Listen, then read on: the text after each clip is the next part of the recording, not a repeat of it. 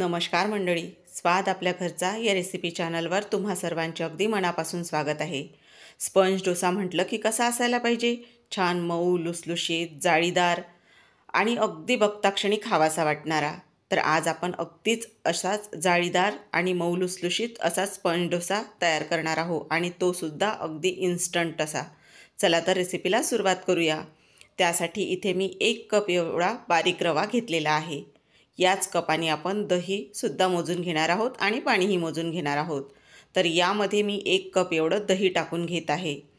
आता दही घातल्यानंतर आपल्याला हे मिक्स करून घ्यायचं आहे। फक्त दही जास्त हे आंबट वापरू नका, छान ताजं असं हे दही आपल्याला इथे वापरायचं आहे। आता दही घातल्यानंतर पूर्ण यामध्ये गुठळ्या अजिबातही होऊ न देता हे पूर्ण आपल्याला मिक्स करून घ्यायचं आहे। आता आपल्याला यामध्ये त्याच कपाने मोजून पाणीसुद्धा टाकून घ्यायचं आहे। बघा, आता हे सर्व आपलं मिक्स करून झालेलं आहे। पाण्याचं इथे प्रमाण आपल्याला सुरुवातीला इथे यामध्ये 1 कप एवढंच पाणी वापरायचं आहे। ते सुद्धा आपण 2 ते 3 बॅचमध्ये इथे यामध्ये टाकणार आहोत। सुरुवातीला मी यामधलं थोडं पाणी टाकून घेतलेलं आहे। रवा कितपत पाणी आपला हा शोषून घेतो त्यावर आपलं पाण्याचं प्रमाण ठरतं। एखाद्या रव्याला कमी अधिक पाणी लागू शकतं। त्यासाठी मी सुरुवातीला थोडं पाणी टाकून घेतलं आणि आता परत यातलं थोडं पाणी टाकून घेते। तरीही कपामध्ये अजून थोडं पाणी राहिलेलं आहे। आता दुसऱ्यांदा टाकल्यानंतर पाणी यामध्ये परत हे पूर्ण असं मिक्स करून घेते। गुठळ्या यामध्ये अजिबातही आपल्याला होऊ द्यायच्या नाही। तर आता हे अशाच पद्धतीने आपल्याला छान मिक्स करून घ्यायचं। पण यामध्ये आपल्याला अजूनही पाण्याची गरज वाटत आहे। तर त्यासाठी आपण जे पाणी शिल्लक ठेवलेलं होतं ते पाणी इथे आपण वापरणार आहोत। तर राहिलेलं सर्वच पाणी मी यामध्ये आता टाकून घेणार आहे। बघा, कपातील सर्व पाणी मी टाकून घेतलेलं आहे आणि छान असं हे पूर्ण मिक्स करून घेणार आहे। आता हा रवा आपल्याला पूर्ण मिक्स करून झाल्यानंतर मुरण्यासाठी सुद्धा ठेवायचा आहे, म्हणजे रवा आणखीनही थोडं पाणी शोषून घेणार आहे। तर आता आपण इथे 1/4 कप एवढं पोहे घेतलेले आहेत। आपले कांदा पोहे जे करतो तेच हे पोहे वापरलेले आहेत। पोहे खाण्याचे आपला जो चमचा असते त्याने 2 चमचे मोजून घेतले तरीही चालतील। आता हे स्वच्छ आधी पाणी टाकून धुवून घेते मी आणि यातलं हे वरचं पाणी टाकून आपल्याला हे पोहे भिजण्यासाठी ठेवायचे आहेत। तर आता इथे आपण स्पंज डोसा जो तयार करणार आहोत त्यासाठी चटणी तयार करूयात। तर इथे ओलं खोबऱ्याचा जो खीस होता तो मी भांड्यामध्ये टाकून घेत आहे। इथे मी छोटी 1 वाटी भरून एवढा हा खोबरा खीस घेतलेला आहे, ओल्या नारळाचा खीस। आणि इथे 1 वाटी भरूनच फुटाण्यांची डाळ घेतलेली आहे। अर्धा चमचा जिरं, त्यानंतर 2 हिरव्या मिरच्या, कोथिंबीर टाकली आणि 1 इंच एवढा आल्याचा तुकडा टाकलेला आहे।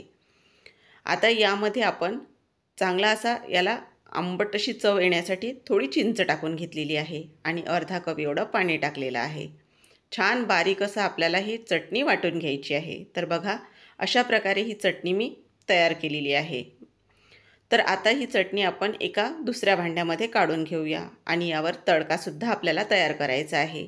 त्याआधी यामध्ये मीठ टाकून घेणार आहोत, कारण आपण पूर्ण हे साहित्य जेव्हा बारीक केलं तेव्हा मीठ यामध्ये टाकलेलं नव्हतं। त्यासाठी आता मीठ चवीप्रमाणे यामध्ये टाकून घेतलेलं आहे।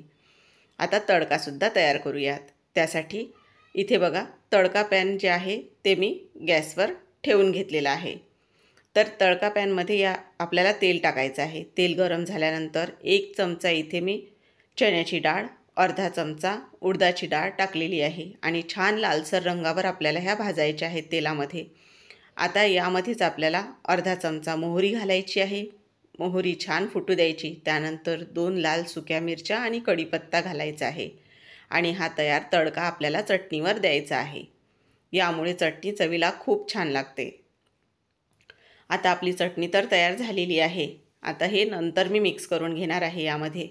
आता इकडे आपला रवा पण छान असा भिजलेला आहे। तर बघा, आधीपेक्षा हा थोडा असा मला घट्ट वाटत आहे, कारण आपण हा रवा जो मुरण्यासाठी ठेवलेला होता, तर हा रवा जसजसा मुरत जाईल तसतसं हा थोडं याचं पाण्याचं प्रमाण म्हणजे हा घट्ट व्हायला सुरुवात होतो। तर पूर्ण रवा मी मिक्सरच्या एका भांड्यामध्ये काढून घेतलेला आहे। आता तुम्ही यामध्ये जे आपले भिजलेले पोहे आहेत ते सुद्धा आपल्याला घालायचे आहेत। बघा, पोहेसुद्धा छान असे भिजल्या गेलेले आहेत। अशा प्रकारे आपले पोहेसुद्धा भिजायला पाहिजे। आता यामध्ये आपण इथे मी पाणी टाकून घेणार आहे थोडं. इथे बघा, यामध्ये मी अर्ध्या कपालाही थोडं एवढं पाणी टाकणार आहे. म्हणजे हे पूर्ण आपल्याला मिश्रण तयार करण्यासाठी 1.25 कप एवढं पाणी लागलेलं आहे. आता आपण एकदा हे छान मिक्सरला फिरवून घेतलेलं आहे. तर बघा, हे असं छान बारीक आपल्याला करून घ्यायचं आहे. आता आपण ही दुसऱ्या एका भांड्यामध्ये काढून घेणार आहोत, कारण यामध्ये आपण मीठसुद्धा अजून टाकलेलं नाही. तर बघा, हे पूर्ण मी एका भांड्यामध्ये काढून घेतलेलं आहे आणि यामध्ये आपल्याला चवीप्रमाणे मीठसुद्धा घालायचं आहे. त्याआधी तुम्हाला याची कन्सिस्टन्सीसुद्धा मी दाखवते. हे मिश्रण आपल्याला अशा कन्सिस्टन्सीचं तयार करायचं आहे, म्हणजे आपण जो स्पंज डोसा तयार करणार आहोत तो छान असा मऊ लुसलुशीत तयार होतो. यामध्ये चवीप्रमाणे मीठ घालून घेते. आता मीठ बघा, इथे मी टाकून घेतलेलं आहे आणि परत एकदा आपण हे छान असं मिक्स करून घेणार आहोत. तर आता आपल्याला याचे स्पंज डोसे तयार करायला घ्यायचे आहे. तर यामध्ये आणखीनही आपल्याला एक साहित्य टाकायचं आहे. तर इथे आपण यामध्ये अर्धा टीस्पून एवढा बेकिंग सोडा टाकणार आहोत. बेकिंग पावडर नाही, सोडा. तर हा आपल्याला इथे यामध्ये टाकायचा आहे आणि परत एकदा छान आपल्याला हे मिक्स करायचं आहे. सोड्याऐवजी तुम्ही इनोचा सुद्धा इथे वापर करू शकता. आता हे मिश्रण आपलं स्पंज डोसा करण्यासाठी अगदी तयार झालेलं आहे. तर आता आपण स्पंज डोसा करायला घेऊ. दुसरीकडे तवासुद्धा छान गरम होण्यासाठी मी ठेवलेला होता. आता याला आपण टिश्यू पेपरनी हलकंसं तेल लावून घेणार आहोत, कारण इथे आपण पहिला स्पंज डोसा तयार करायला घेणार आहोत. त्यामुळे थोडं तव्याला असं हलकंसं तेल लावून घ्यायचं आणि 2 इथे पळ्या मी मिश्रण टाकून घेतलेलं आहे आणि हलकंसं आपल्याला हे पूर्ण मिक्स करून म्हणजे फिरवून घ्यायचं आहे. आता हे मिश्रण फिरवून घेतल्यानंतर बघा, यावर हलकीशी जाळी पडायला सुरुवात झालेली आहे. वरचं पूर्ण हे मिश्रण सुकेपर्यंत आपल्याला अजिबातही हा स्पंज डोसा काढायचा नाही. आणि डोसा टाकत असताना तवा छान गरम असायला पाहिजे आणि नंतर गॅसची आच तुम्हाला कमी करायची आहे आणि वरची बाजू छान कोरडी झाल्यानंतरच हा आपल्याला डोसा काढायचा आहे. आपल्याला हा एकाच बाजूनी भाजायचा आहे. बघा, स्पंज डोसा तयार झालेला आहे. असाच आता तुम्हाला दुसरासुद्धा तयार करून दाखवते. तोच टिश्यू पेपर मी परत फिरवून घेतला. आता आपल्याला परत 2 पळ्या इथे मिश्रण टाकायचं आहे आणि यावर आता बघा, तुम्ही लगेचच जाळी पडायला सुरुवात होते. तवा छान कडकडीत गरम असेल तरच ही जाळी पडायला सुरुवात होते.